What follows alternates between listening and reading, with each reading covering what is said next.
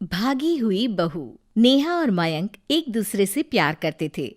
दोनों के परिवार शादी के खिलाफ थे, तो दोनों ने भागकर शादी करने का फैसला किया और फिर दोनों ने कोर्ट में शादी कर ली।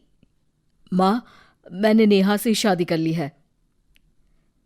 शादी कर ली है? कहाँ? कैसे?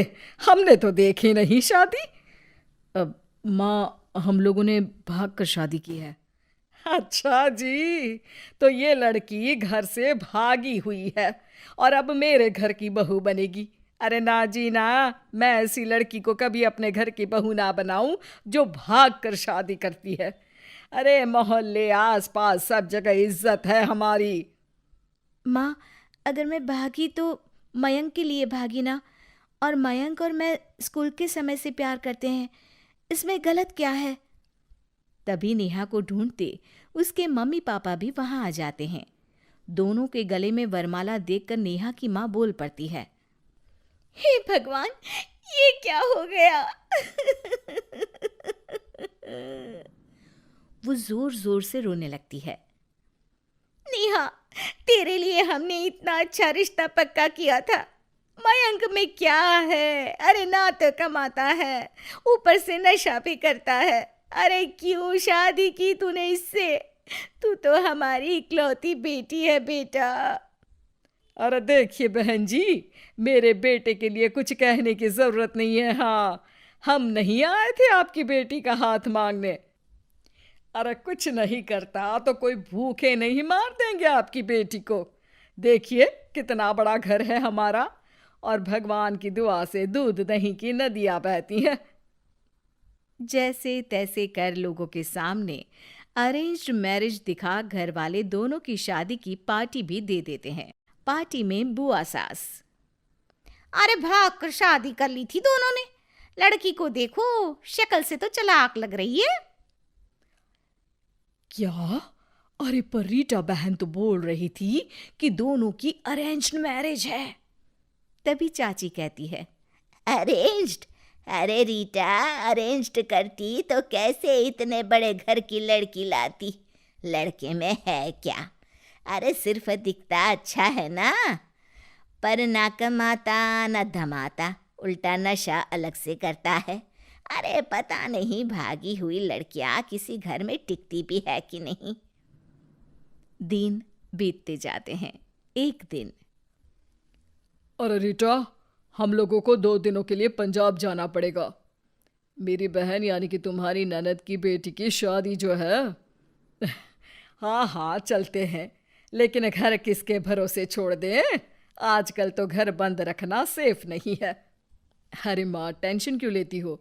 मैं और नेहा तो घर पर ही रहेंगे ना। अरे हाँ हाँ, तू तो मेरा बेटा है, लेकिन सच कहूँ मुझे इस लड़की पर रत्ती भर विश्वास नहीं है। अरे माँ, नेहा तुम्हारी बहू है। बहू? अरे जो लड़की भाग कर शादी कर सकती है, वो घर पर चोरी भी तो कर सकती है।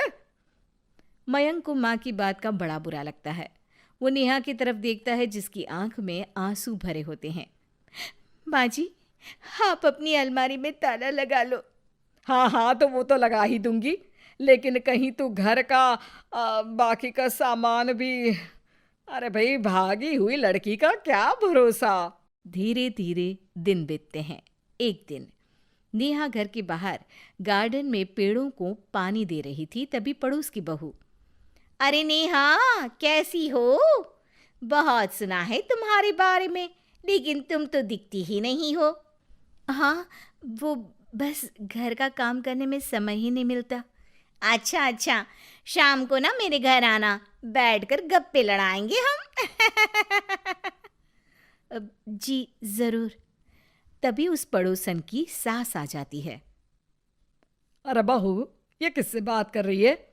अरे माँ जी, ये ना शर्मा आंटी की बहू नेहा है, जो मयंक भैया की बीवी है। हाँ हाँ, बस सबको पता है ये कौन है और कैसी है। इससे ज्यादा मेल जोल रखने की कोई जरूरत नहीं है। पता है, भागी हुई लड़की है ये, शादी से पहले भागी थी ये। तभी वहां मयंक आ जाता है। क्या हुआ आंटी जी? अब अरे नहीं नहीं, कुछ नहीं मयंक बेटा, कैसे हो? बड़े हैंडसम लग रहे हो। इस टाइम पर भी घर पर?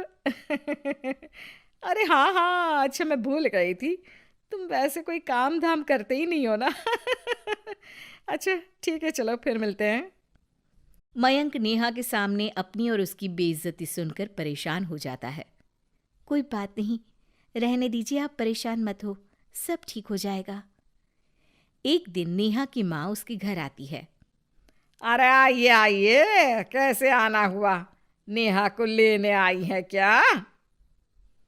अरे नहीं नहीं बहन जी, अब तो नेहा मयंक की बीवी है, मैं तो उसे करवा चौथ देने आई थी। माँ ने सास और नेहा को सोने का सेट दिया, खाने पीने के ढेर सारे सामान देकर कहती है, बहन जी, मैंने ये सब अपनी बेटी की किसी कामकाजी अच्छे पढ़े लिखे परिवार के लड़के से शादी करने के लिए रखा था, लेकिन नेहा को मयंक पसंद था तो उसकी शादी अच्छे से नहीं कर पाई। अरे बस बस, हम लोगों को सुनाने की जरूरत नहीं है, मेरे मयंक ने भी अच्छी पढ़ाई लिखाई की है। वैसे संस्कार तो दिए हैं कम से कम मैंने अपने लड़के को, वरना कौन अपनी बेटी को भागने के संस्कार देता है? आपकी बेटी ने तो भाग कर शादी की है। माँ को सास की बात का काफ़ी बुरा लगता है, वो वहाँ से चली जाती है। नेहा भी माँ का दिया सारा सामान लेकर अपने कमरे में चली जाती है। एक दिन, अरे नेहा, तेरी माँ ने जो मुझे वो बड़े बड़े सोने के जेवर दिए थे ना, वो वापस कर मुझे। उस दिन तो मैंने कुछ कहा नहीं था, जरा ला कर तो दे, मैं अपनी बेटी को दे दूंगी। तभी वहां मयंक हाथ में मिठाई का डिब्बा लेकर आता है। अरे क्या हो गया, तुझ जैसे निठल्लू की नौकरी लग गई क्या?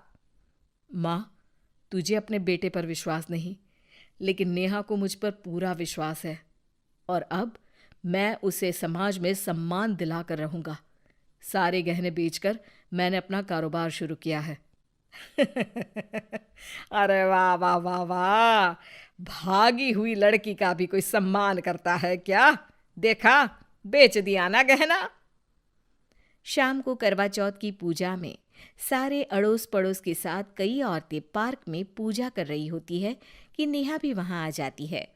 नेहा सज धज कर वहां की सभी महिलाओं में सबसे सुंदर लग रही थी।